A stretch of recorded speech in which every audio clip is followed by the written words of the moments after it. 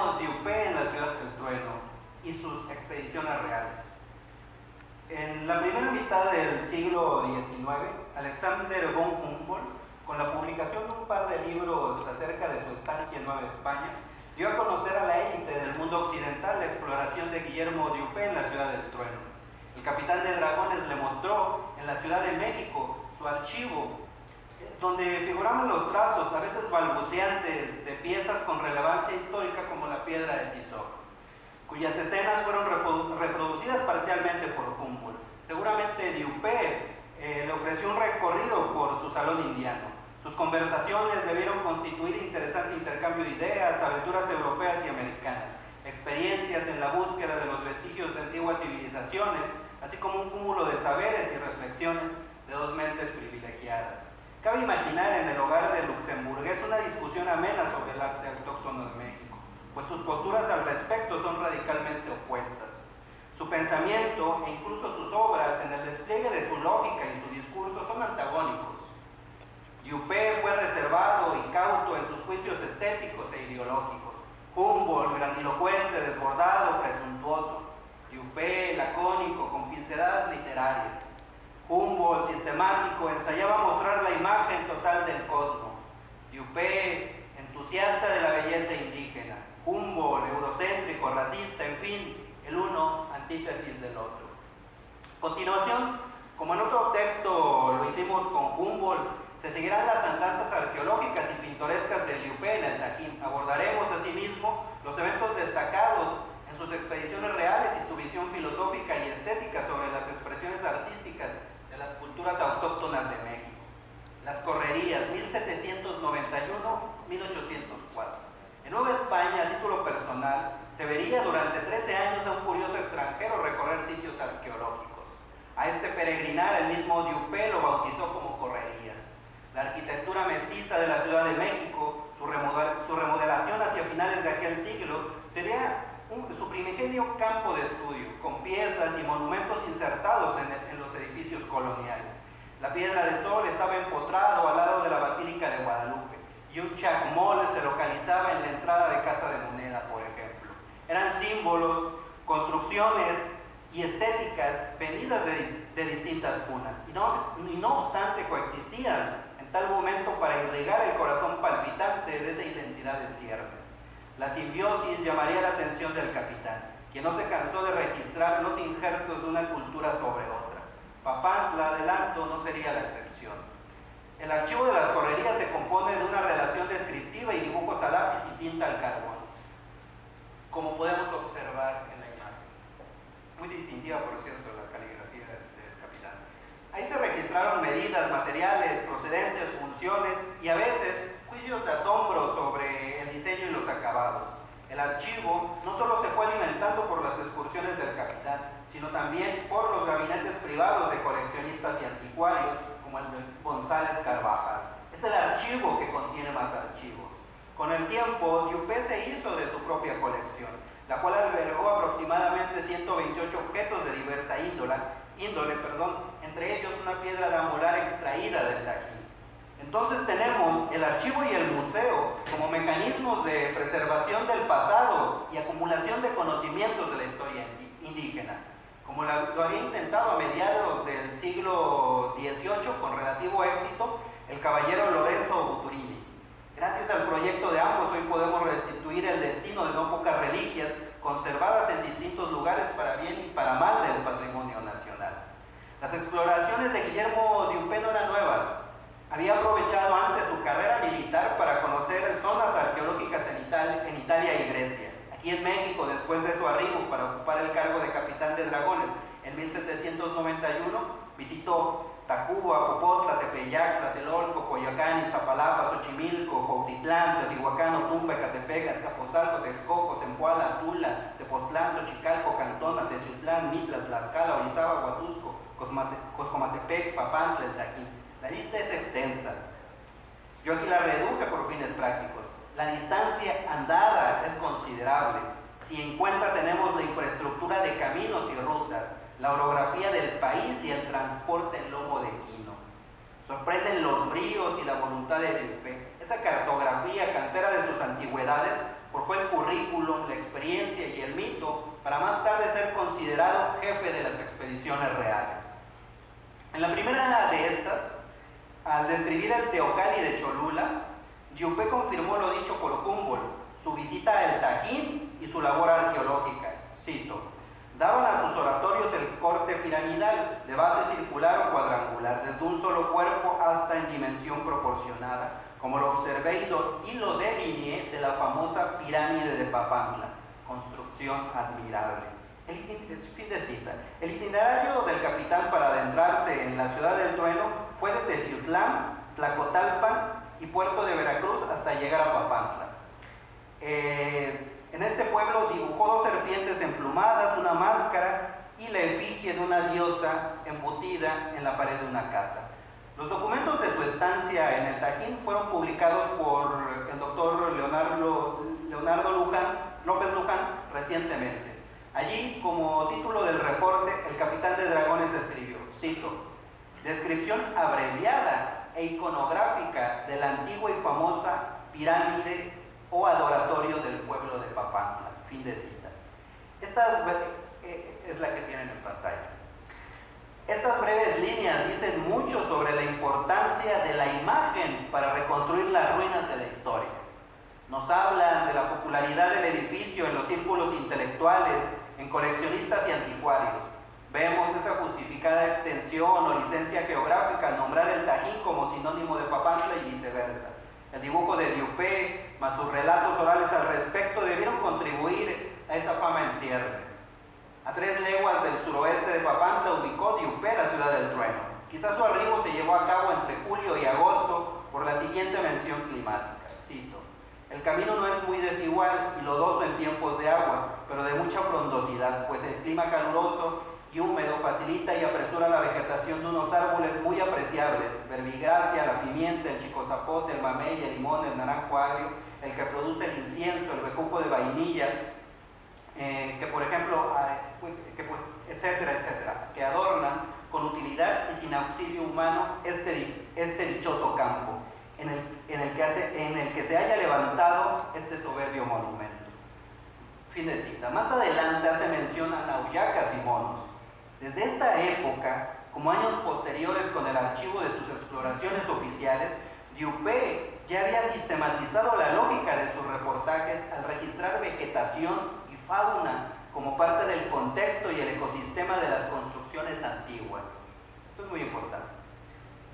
El Teocalli de los Nichos estaba erizada de árboles corpulentos, ocultándose debajo de ellos, y se confundía con los montes circunvecinos. Esta es una de las primeras declaraciones que tenemos del sitio antes de ser intervenido por los arqueólogos ya en el siglo XX. Diupé lo mandó desmontar, desnudando este venerable anciano, comenzando por las escaleras, con la fuerza de 80 indígenas totonacos, solicitados a Esteban Tizón, un comerciante español, comandante de las milicias urbanas de Veracruz y subdelegado en Papantla, quien estuvo en este último cargo de 1791 hasta 1803 con su detención. Por cierto, sería acusado de no hacer cumplir la ley y proteger a los sembradores clandestinos de tabaco. El dato importa en las circunstancias políticas de la región si recordamos, como vimos ayer, que el avistamiento del Teocalli sucedió porque Diego Ruiz justamente buscaba plantíos ilegales. Por cierto que esta historia de los plantíos ilegales de tabaco en la zona son muy interesantes. Tenemos en escena a un funcionario cómplice del tráfico de tabaco y a un capitán un tanto desentendido de sus obligaciones castrenses, como él lo dejara por escrito, más los señalamientos de sus colegas.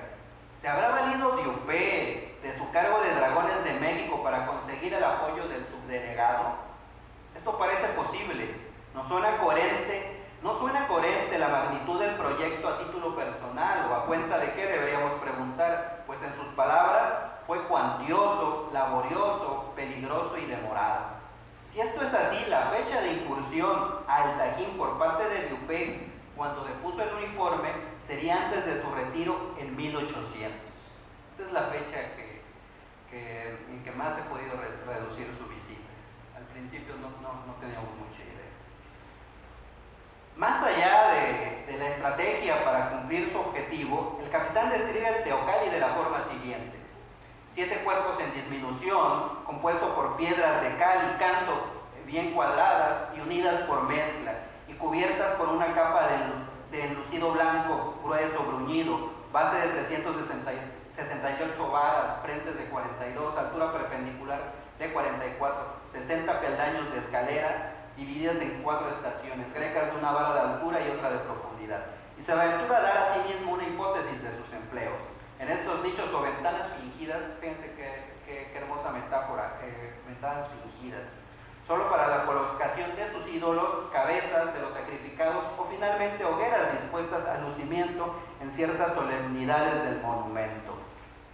El uso del Teocalli continúa la línea sacrificial y religiosa, pero también el Dupé vio el amor por el arte del diseño, es decir, el componente estético y artístico. Él fue pionero en denunciar el conjunto arquitectónico de la ciudad y no solo el basamento. Cito: lo que pude indagar en las inmediaciones de este monumento fueron unas abultadas ruinas y magníficas, particularmente unas piedras de 6 y 7 varas de longitud escuadradas a manera de vigas, grabadas en hueco y de relieve en las caras de más anchura, de unas figuras y dibujos jeroglíficos incomprensibles, y harían parte de unos edificios accesorios al adoratorio principal. Quizá es también la primera gran denuncia sobre el complejo arquitectónico. Se trataba del juego de pelota azul.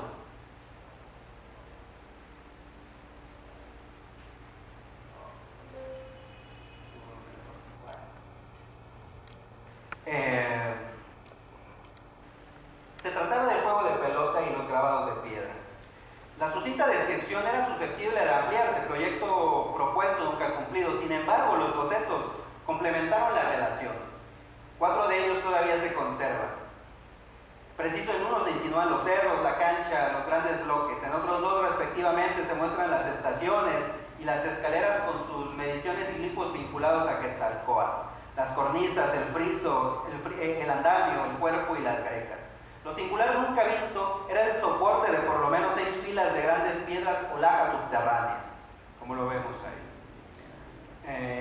Ignoro si esto es pura especulación o si allí se encuentran ocultas estas capas pétreas. Además, es como si la escalera en el dibujo se hubiese occidentalizado, pues parece un modelo moderno.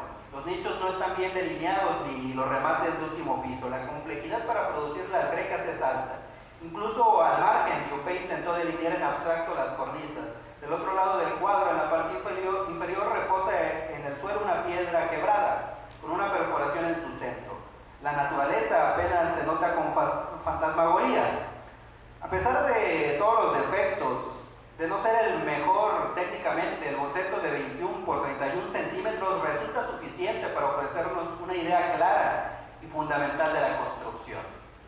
Como lo señala López Luján, el diseño de la Gaceta se ve utilizado por Dupé para hacer el propio, pues se localizaba en el mismo archivo con su transcripción.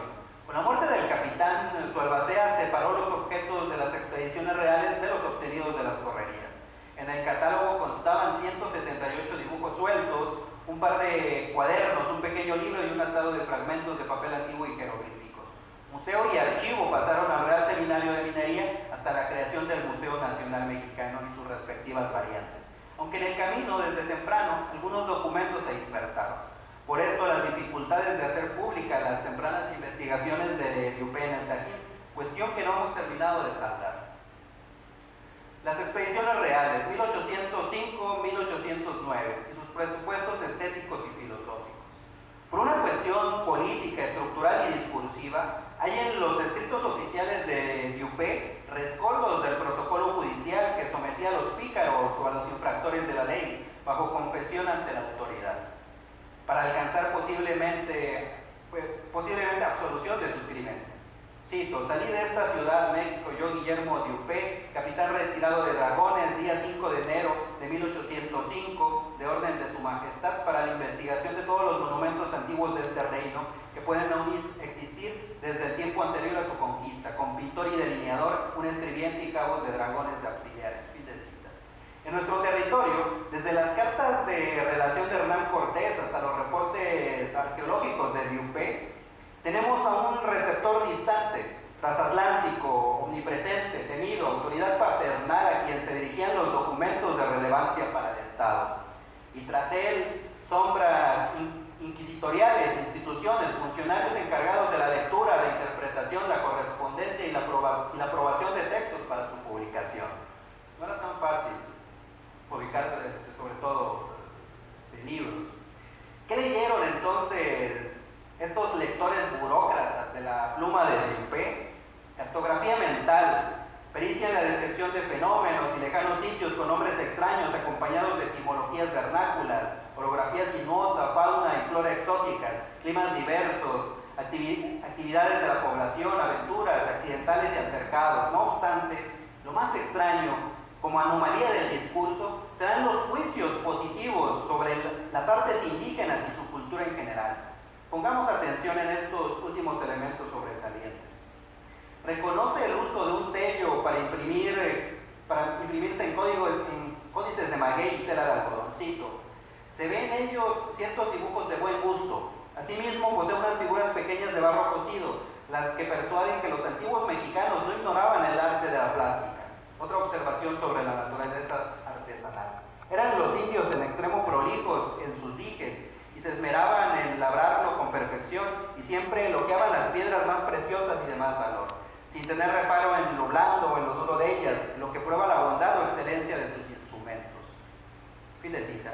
Mientras se le va revelando la otredad en la habilidad del artificio, comparte a los lectores hipotéticos e incómodos estas aseveraciones sobre su humanidad, pues la maestría en el arte implica esto y mucho más. En cuanto a una escultura en piedra, escribe, llama la atención la repartición que practicaron en el plano del círculo, con una precisión fundada sobre reglas geométricas, las cuales suponen unos conocimientos que no se podía esperar de una nación reputada falsamente por algunos como bárbara. En los ojos de censores y juzgadores, Diupé está refutando 300 años de narrativa oficial. Evidenciar el dominio de leyes universales en la geometría del diseño y la construcción es un recurso que Alzate ya había esgrimido en su análisis sobre el Xochicalco. Los argumentos de ambos son racionales, basados en la simple observación y la evidencia de lo obvio. Con la segunda expedición iniciada el 24 de febrero de 1806 en Monte Albán, el arte mixteco le hizo preguntarse por los orígenes de su tradición artística. Para responder, comparó sus expresiones con Egipto, Roma y Grecia. Diupé identificó en Oaxaca los pensamientos gestados en la cuna cultural de Occidente. Compara a la nación tolteca con Ática y a los indígenas con los griegos de la antigüedad.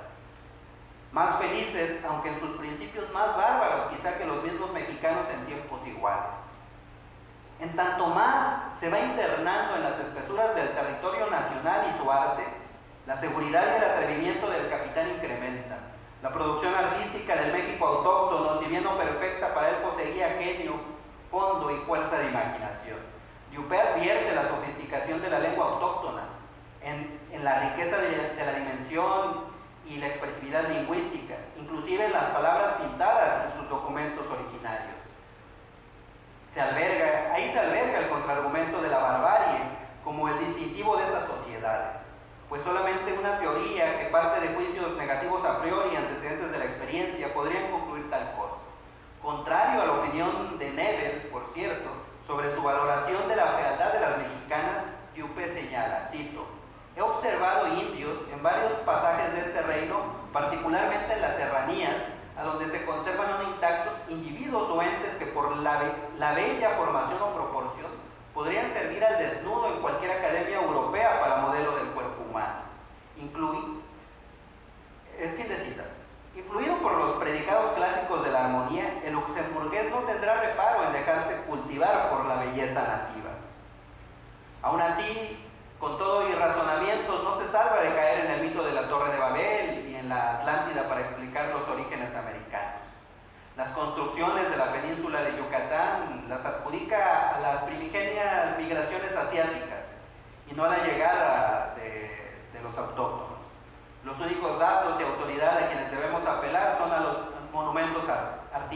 Ellos son la lengua muda pero expresiva y significativa de la historia. Ante la magnitud de edificios y esculturas en piedra, se pregunta acerca de los utensilios de metal y la maquinaria en su construcción. Por supuesto, no será el primero ni el último en plantear tal cuestión.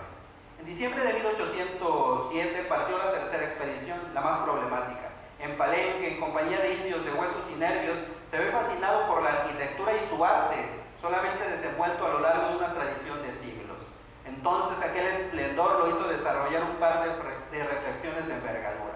El primero es un argumento contra la tropicalización del arte, tópico de triste actualidad. Cito: un hombre puede idear y ejecutar en la zona tórrida lo que otro en la templada y sin la menor relación entre ellos, y así hemos visto que varias naciones distantes unas de otras se aplican en particular unas mismas invenciones. Fin de cita. Desde las vanguardias colonialistas, la justificación y la legitimación de la inferioridad y la superioridad de las culturas pasó por el clima. Yuppé, con recorrido en Europa y México, se percata que la diversidad meteorológica no afecta a la calidad artística, cuyas sociedades reproducen a distancias considerables modelos similares y expresiones de pulimento, técnica, sofisticación. El segundo es un argumento de peso histórico, enraizado hasta el tuétano en los discursos y las narrativas del pasado y del presente. El continente americano como un mundo nuevo. Yuppé está en desacuerdo con tal idea. La califica de pretenciosa y siniestra porque resulta improbable, calculando el tiempo para obtener avances en el arte y la ciencia, que una tierra recién nacida haya podido parir o producir algo de ingenio humano. No quiero tener en mi abono otra prueba que este continente es tan antiguo y contemporáneo que el que llaman por antonomasia el antiguo. En una de sus reflexiones, cuando contaba con la visión de conjunto, vuelve al basamento de los nichos y la compara con las pirámides de Egipto. El Teocalli de los nichos, después de años, permaneció en el imaginario de Yuppé como una de las cúspides de la arquitectura en la historia universal de las bellas artes. Estos breves y substanciosos juicios serían subversivos, donde el férreo colonialismo, o su sinónimo transatlántico, el eurocentrismo, no permitía nada similar en críticos, filósofos e historiadores. En San Cristóbal de las Casas lo acusaron de traición, de ser agente de Napoleón. En Alvarado, para finalizar sus peripecias, una manada de mulatos borrachos dirigidos por un comerciante lo tomaron por asalto en su vivienda, a causa de las sospechas de las circunstancias geopolíticas en Europa. Lo apresaron y con la revisión de sus documentos lo dejaron partir hacia Jalapa, escoltado por cabos de dragones. El capitán no lo sabía, pero así concluían sus exploraciones reales y sus aventuras de las cuales tengamos noticia. Las turbulencias que anunciaban el cambio de régimen impidieron otra expedición y la publicación inmediata de los reportes de Yuppé. Finado en 1818, su museo y archivo fueron catalogados por su albacea, director del Real Seminario de Minería. Los escritos y los dibujos del archivo conformaron el acervo reciente del Museo Nacional. Son estos eslabones que nunca permitieron una ruptura total entre la colonia y la república, sin la cual hubiese sido imposible incluir el pasado autóctono. Sin embargo, el archivo desde el principio se comenzó a dispersar. Yuppé, fallecido en la miseria como tantos cuyos esfuerzos han contribuido al país, no tiene la valoración adecuada en los anales de la arqueología. Aunque se consideraba un simple anticuario, justicia es reconocer en Yuppé al gran arqueólogo del México colonial, por lo menos el más importante a finales del siglo XVIII e inicios del XIX. No solo por los kilómetros andados con y sin apoyo institucional, sino también por los logros en el registro científico de materiales, la exploración en sitio, la voluntad férrea de dar cuenta del pretérito y su conservación, las reflexiones estéticas y filosóficas acerca del arte autóctono. Así como hemos visto, su pensamiento descolonizador estuvo adelantado a sus contemporáneos. El archivo de Yuppé, en sus distintas etapas, es un mecanismo de memoria, donde la escritura y el dibujo se retroalimentan. Su autoría es múltiple porque en ella participaron varias manos en la redacción y el diseño, en su clasificación y reclasificación. Su sentido arqueológico se desborda hacia la etnografía, en la amplia extensión del término. Y nos legó una imagen viva de la situación política y social de Nueva España, con el comienzo ríspido del cambio telúrico de toda una época. En el fondo hay en el archivo de Yuppé una reminiscencia del proceso letrado y jurídico de la conquista, con sus capitanes adelantados, sus veedores, escribanos y soldados para registrar los acontecimientos de interés para la corona, para así dominar la territorialidad desde el conocimiento y la técnica de la maquinaria archivística. No obstante, Yuppé, como como buen pícaro, subvierte el papel del funcionario y el súbdito para reivindicar una sociedad vilipendiada por 3 siglos, para exhibir las grietas de una narrativa siniestra y pedir absolución ante la autoridad real en el tribunal terrible de la historia, que había condenado a los sometidos y los vencidos al desprecio. Hoy claro lo vemos, el fallo de ese tribunal está de parte del